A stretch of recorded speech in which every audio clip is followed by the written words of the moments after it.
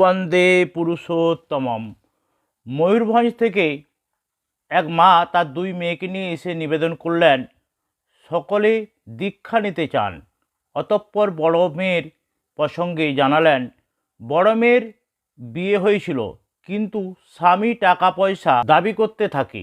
মেয়ে দেখতে কালো, তাই অত্যাচারের মাত্রা বেড়ে যায়।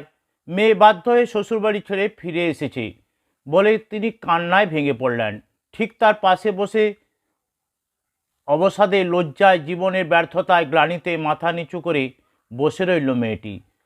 পূজ্যপাত আচার্যদেব বলছেন, তুমি যে কালো, অসুন্দর, এই কথাটা তুমি নিজে মানো?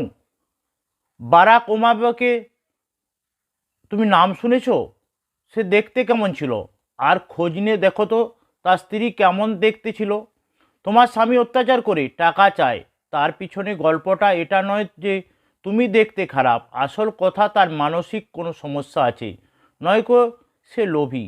তুমি তার জন্য দায়ী নও, এটা আগে বিশ্বাস করো। আর অত্যাচার করলে, প্রহার করলে শক্ত মন নিয়ে আইনি লড়াইয়ে নামতে হবে। তার জন্য মনোবল লাগবে, ভেঙে পড়লে চলবে না। সেই মেয়েটি হাতে অনেকগুলো আংটি দেখে বললেন, তোমার হাতে এত আঙ্গুটি কেন? মেয়েটি জানায়, এইসব সমস্যার কারণে মা চিন্তিত হয়ে এই আংটিগুলো পরিয়েছে। পূজ্যপাত আচার্য বললেন, মেয়েটি মায়ের দিকে লক্ষ্য করে তিনি বললেন, তার মানে আপনার ঠাকুরের প্রতি নির্ভরতা নেই, নির্ভরতা যে সেই আংটিগুলোর উপর। মাটি এই সময় নীরব থেকে কাঁদতে লাগলেন। আচার্য বললেন, তুমি এত দুর্বল যে তুমি তুমি কি করে আশা করছো মেয়ে তোমার সবলতা নিয়ে সমস্যার সাথে যুদ্ধ করবে? এই সময়ে যে ডালে এসে বসবে সেটাই যদি দুর্বল হয়, তবে ওর আশ্রয়টা কোথায় হবে? তুমি মা, কেন তুমি বলতে পারো না, তোর যা সমস্যা হোক, যে অবস্থায় হোক, আমি তোর পাশে আছি। তুই সুখে শান্তিতে ঘর করলেই আমি আছি, আর বিপদে পড়লে ফিরে আসলেও আমি আছি। তুমি ঠাকুরের উপর নির্ভর করতে পারছো না, নিজের সন্তানকে কি করে নির্ভরতা দেবে? তোমার সন্তানেই বা কি করে তোমার কাছ থেকে নির্ভরতা পাবে?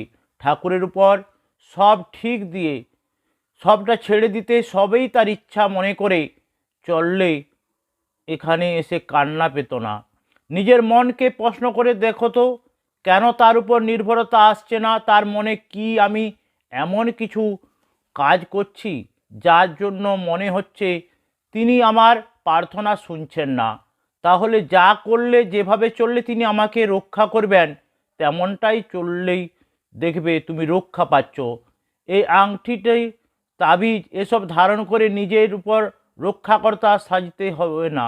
তিনি আমাকে রক্ষা করবেন, এই বিশ্বাস নিয়ে মন থেকে আসবেই। নিরম্ভর এভাবে একের পর এক মানুষের জীবনে নানা সমস্যার সমাধান সূত্র তিনি বলে দিচ্ছেন অকৃপণ অপরিসীম স্নেহ ও শাসনের মধ্য দিয়ে। এই সব আলোচনার মধ্যেই আচার্যদেব নিত্য আমাদের মনে বিভিন্ন প্রশ্নের উত্তর দিয়ে চলেছেন। সকলকে জয় গুরু, বন্দে পুরুষোত্তম।